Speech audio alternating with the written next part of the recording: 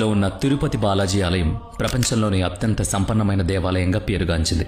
ఈ ఆలయానికి ప్రతి నెల 300 నుంచి 400 కోట్ల రూపాయల విరాళాలు వస్తాయి. ఈ ఆలయం యొక్క మొత్తం ఆస్తి విలువ అక్షరాల 5 లక్షల కోట్ల రూపాయలు. ఇది ప్రపంచంలోని ఎన్నో దేశాల బడ్జెట్ కంటే చాలా ఎక్కువ.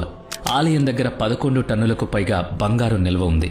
ఇందులో 1000 కిలోల బంగారు కిరీటం, 2.5 టన్నుల బంగారు కవచం మరియు వేల సంఖ్యలో బంగారు ఆభరణాలు ఉన్నాయి.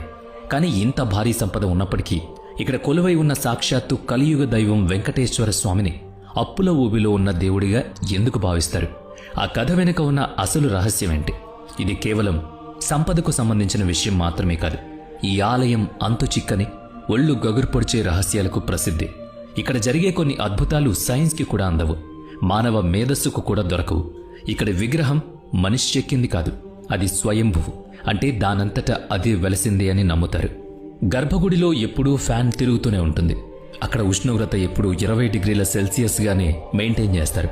అయినా సరే ఆశ్చర్యకరంగా స్వామివారి విగ్రహానికి చెమటలు పడుతూనే ఉంటాయి. పూజారులు ఆ చెమటలను ఎప్పటికప్పుడు పట్టు వస్త్రంతో తుడుస్తూనే ఉంటారు. అంతేకాకుండా విగ్రహానికి గంధపు లేపనం రాసినప్పుడు స్వామివారి హృదయంపై అమ్మవారి ఆకృతి స్పష్టంగా కనిపిస్తుంది.